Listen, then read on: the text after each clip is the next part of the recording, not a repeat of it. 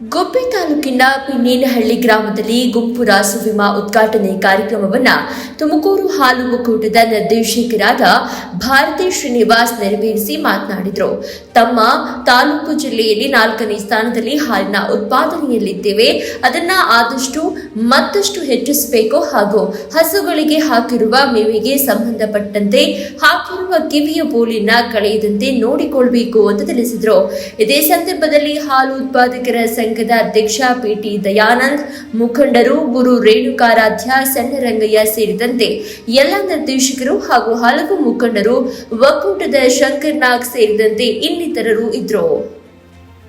3,94,000 ಹಾಲು ಬರ್ತಿತ್ತು. ಈಗ 1,24,000 ನಾವು ಹಾಲು ಬರ್ತಾ ಇದ್ದೀವಿ. ಮತ್ತು 4ನೇ ಸ್ಥಾನದಲ್ಲಿದ್ದೀವಿ. ಈ ಜಿಲ್ಲೆಯಲ್ಲಿ ನಾವು 4ನೇ ಸ್ಥಾನದಲ್ಲಿದ್ದೀವಿ. ಅದು ಎಷ್ಟು ಪಾಯಿಂಟ್ 1-2 ಆ ಥರದಲ್ಲಿ ನಾವು 4ನೇ ಸ್ಥಾನದಲ್ಲಿದ್ದೀವಿ.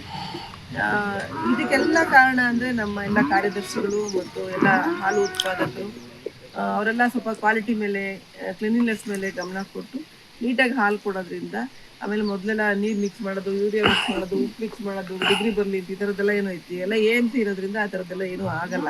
ಹಾಗಾಗಿ ಎಲ್ಲ ತಾಲೂಕಿನ ಎಲ್ಲ ಕಡೆಯೂ ನಾವು AMC ಸಾಫ್ಟ್ವೇರ್ ಹಾಕ್ತಾ ಇದ್ದೀವಿ. ಇನ್ಯಾವುದೋ ಕೆಲವೇ ಒಂದು 27 ಸಂಘಗಳಲ್ಲಿ ಇನ್ನೂ ಬಾಕಿ ಇದ್ದಾವೆ. ಅವುಗಳಿಗೂ ಇನ್ನೊಂದು 2-3 ತಿಂಗಳಲ್ಲಿ AMC ಸಾಫ್ಟ್ವೇರ್ ಹಾಕುವಂಥ ಎಲ್ಲ ವ್ಯವಸ್ಥೆಗಳನ್ನು ನಾವು ಮಾಡಿದ್ದೀವಿ. ಎಲ್ಲ ಸುಸೂತ್ರವಾಗಿ ನಡೀತಾ ಇದೆ. ಭಾಳ ನಮ್ಮ ತಾಲೂಕಿನ ಎಲ್ಲರೂ ಹೈನುಗಾರಿಕೆಯಲ್ಲಿ ಅವ್ರನ್ನ ತೊಡಸ್ಕೊಂಡಿರೋದ್ರಿಂದ ನಮ್ಮ ತಾಲೂಕಲ್ಲಿ ಬಹುಶಃ ಹೆಚ್ಚು ಫೈನಾನ್ಷಿಯಲಿ ನಮ್ಮ ಜನ ಸದೃಢ. ಬೇರೆ ತಾಲೂಕಿಗೆ ಹೋಲಿಸ್ಕೊಂಡ್ರೆ ನಮ್ಮ ತಾಲೂಕಿನ ಜನ ನೀರು ಮತ್ತು ಸಮೃದ್ಧಿಯಾಗಿ ನೀರು, ಹೈನುಗಾರಿಕೆ ಎರಡೂ ಇಲ್ಲಿ ವ್ಯವಸ್ಥಿತವಾಗಿರೋದ್ರಿಂದ ನಮ್ಮ ತಾಲೂಕಿನ ಜನ ಫೈನಾನ್ಷಿಯಲಿ ತುಂಬ ಸಮೃದ್ಧವಾಗಿದ್ದಾರೆ. ಬೇರೆ ತಾಲೂಕಿನ ನಾನು ಹೋಲಿಸ್ಕೊಂಡಾಗ ನಾನು ನೋಡ್ತಾ ಇರ್ತೀವಲ್ಲ ಹೊರಗಡೆ ಹೋದಾಗ, ನಮ್ಮ ತಾಲೂಕಿನ ಜನ ನಾವು ಪುಣ್ಯ ಮಾಡಿದ್ದೇವೆ, ನಮ್ಮ ತಾಲೂಕಿನ ಜನ ಪುಣ್ಯ ಮಾಡೋರು ಅಂತೂ ಎಲ್ಲ ಸುಭಿಕ್ಷವಾಗಿದ್ದೀರ. ನಾವು ರಾಸುಗಳ ಸಾವಿನ ಸಂಖ್ಯೆ ನಾವು ತೀರಾ ಕಮ್ಮಿ ಇದ್ದೀವಿ. ಲಾಸ್ಟಲ್ಲಿ ನಾವು ಇದ್ದೀವಿ. ಬೇರೆ ತಾಲೂಕುಗಳು ಇನ್ನೂ ಮುಂದೆ ಇದ್ದಾರೆ.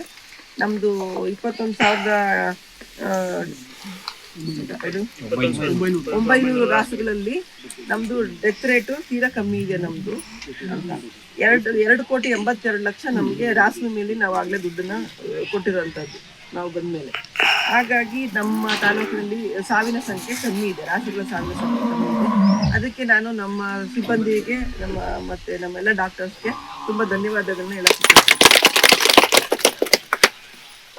ಹಿಂದೆ ಬೇರೆ ಮಾತಾಡುತ್ತೆ. ಈಗ ರಾಸುಗಳು ಸತ್ತರೆ ಮಣ್ಣಲ್ಲಿ ಮುಚ್ಚುತ್ತೀರಲ್ವಾ, ಅದು ಮಣ್ಣಲ್ಲಿ ಮಣ್ಣಾಗಿ ಹೋಗುತ್ತೆ.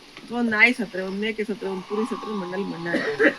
ಅದ್ರ ಬದಲಿಗೆ ಒಂದಷ್ಟು ಈ ಹಳೆಯ ರಾಸಾಯನಿಕ ಪದ್ಧತಿಯನ್ನು ಬಿಟ್ಟು ನಾವೇನು ಮಾಡ್ತೀವಿ, ಸಾವಯವ ವ್ಯವಸ್ಥೆಗಳು ಬೇರೆ ಬೇರೆ ಥರದಲ್ಲಿ ಮಾಡ್ತಾರೆ. ಈ ಸತ್ತಿರೋದನ್ನೆಲ್ಲ ಒಂದಷ್ಟು ದಿವಸ, 40 ದಿವಸ 30 ದಿವಸ ಕೊಳೆ ಹಾಕಿ ಅದಕ್ಕೆ ಒಂದಷ್ಟು ಮೈಕ್ರೋ ಆರ್ಗನೈಸರ್ಸ್ ಬಿಟ್ಟು ಅಲ್ಲಿ ಅದನ್ನು ಕೊಳಿಸಿ ಆ ನೀರನ್ನು ಗಿಡಗಳಿಗೆ ಹಾಕೋದು, ನಮ್ಮ ತೋಟದ ಗಿಡಗಳಿಗೆ ಹಾಕೋದು, ಮಣ್ಣಿಗೆ ಹಾಕೋದು ಎಲ್ಲ ಮಾಡ್ತಾರೆ. ಅದರಿಂದ ಈ ಕಾರ್ಯಕ್ರಮ ನನಗೆ ಹೊಸದು.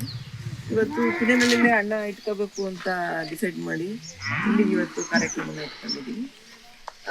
ನಾವೀಗ 70,000 ರೂಪಾಯಿ ಕೊಡ್ತೀವಿ. ಆಗ ನಿಮಗೆ ಡಾಕ್ಟರ್ ಒಂದಷ್ಟು ಹೇಳಿದ್ದಾರೆ. 70,000 ರೂಪಾಯಿ ನಾವು ರಾಸಿನಲ್ಲಿ ಮಾಡ್ಕೊಳ್ತೀವಿ. ಓಲೆ ಇಡೋದು ಕಂಪಲ್ಸರಿ. ನಾನು ಸುಮಾರು ವಿಚಾರಗಳನ್ನ ಮಧ್ಯದಲ್ಲಿ ಏನಾದರೂ ಹಸುಗಳು ಸತ್ತಾಗ ಓಲೆ ನೆನ್ನೆ ಕಳೆದೋಯ್ತು, ರಾತ್ರಿ ಇತ್ತು, ಬೆಳಗ್ಗೆ ಇಲ್ಲ, ಇದೆಲ್ಲ ಅವ್ರು ಕೇಳಲ್ಲ.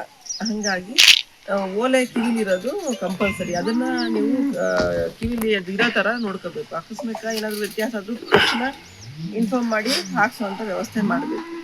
ಇಲ್ಲ ಆವಾಗ ಪರದಾಡಿದ್ರೆ ನಾವು ಆ ಸಿಚುವೇಶನ್ ನಾವೇನು ಮಾಡೋಕ್ಕಾಗ್ತಾ ಇರಲ್ಲ. ಈಗ ನಮ್ಮ ತಾಲೂಕಿನಲ್ಲಿ ಬೆಳೆಯುತ್ತೆ ನಮ್ಮ ಗಿಡಗಳು, ಅಡಿಕೆ ಗಿಡ ಇರ್ಬೋದು, ತೆಂಗಿನ ಮರ, ಈಗ ಕಂಡ್ಕೊಂಡಿರೋದು ಸಾವಯವ ಕೃಷಿಯಲ್ಲಿ ಪರಿಣಿತರು ಕಂಡ್ಕೊಂಡಿರೋವಂಥದ್ದು. ದಯವಿಟ್ಟು ಆ ಥರ ಏನಾದರೂ ವ್ಯತ್ಯಾಸ ಆಗೋದು ಬೇಡ. ಆದಾಗ ಆ ಥರದ್ದೇನಾದರೂ ಅದಕ್ಕೆ ಬೇಕಾಗಿರೋ ಟ್ರೈನಿಂಗ್ಸ್ ಕೂಡ ಕೊಡಿಸೋವಂಥ, ಕೃಷಿ ಇಲಾಖೆಯಿಂದ ಕೊಡಿಸೋವಂಥ ವ್ಯವಸ್ಥೆಯನ್ನು ನಾವು ಮಾಡ್ತೀವಿ. ದಯವಿಟ್ಟು ಇದನ್ನೆಲ್ಲ ಉಪಯೋಗಿಸ್ತೀವಿ. ನಮ್ಮ ರೈತರು ಇನ್ನೂ ಹೆಚ್ಚಿನದಾಗಿ ಚೆನ್ನಾಗಿ ಬೆಳಿಬೇಕು, ಫೈನಾನ್ಷಿಯಲಿ ಇನ್ನೂ ಸ್ಟ್ರಾಂಗ್ ಆಗಬೇಕು, ಮಕ್ಕಳನ್ನ ಚೆನ್ನಾಗಿ ಓದಿಸ್ಬೇಕು. ನಿಮ್ಮ ಮಕ್ಕಳು ಒಳ್ಳೊಳ್ಳೆ ಕಾಲೇಜಲ್ಲಿ, ಒಳ್ಳೊಳ್ಳೆ ಸ್ಕೂಲಲ್ಲಿ ಓದಬೇಕು, ಒಳ್ಳೊಳ್ಳೆ ಪದವಿಗಳನ್ನ ತಗೋಬೇಕು. ಧನ್ಯವಾದಗಳು. ನಮಸ್ಕಾರ. ನಂದಿನಿಯ ಉತ್ಪನ್ನಗಳ ದರ ಕಡಿಮೆ ಆಗ್ತಾ ಇದೆ. ಈಗ ಸರ್ಕಾರ GST ದರ ಕಮ್ಮಿ ಮಾಡೋದ್ರಿಂದ ಎಲ್ಲ ಹಾಲು ಉತ್ಪನ್ನದ ಎಲ್ಲ ರೇಟ್ ಕಮ್ಮಿ ಆಗಿದೆ. ಹೊರ ರಾಜ್ಯಗಳಿಗೆಲ್ಲ ಹೋಗ್ತಾ ಇದೆ. ಸೊ ಮತ್ತೆ ಹೊರ ದೇಶಗಳಿಗೂ ಹೋಗ್ತಾ ಇದೆ. ಅದು ಪ್ರತಿ ದಿವಸ ನಂದಿನಿ ಒಂದೊಂದು ಮೆಟ್ಲು ಹತ್ತಿ ಮುಂದೆ ಹೋಗ್ತಾ ಇದೆ. ನಮಗೆ ಅಮೂಲು ಕಾಂಪಿಟೇಟರ್ ಅಂತ ನಮಗೆ ಅದನ್ನು ಮೀರಿಸಿ ಬೆಳಿಬೇಕು ಅನ್ನೋದು ನಮ್ಮೆಲ್ಲರ ಉದ್ದೇಶ ಮತ್ತು ಗುರಿ. ಹಾಗಾಗಿ ನಂದಿನಿ ಬಹಳ ದಾಪುಗಾಲಾಗ್ತಾ ಮುಂದೆ ಹೋಗ್ತಿರೋದು ನಮಗೆಲ್ಲ ಖುಷಿ ತರ್ತಾ ಇದೆ.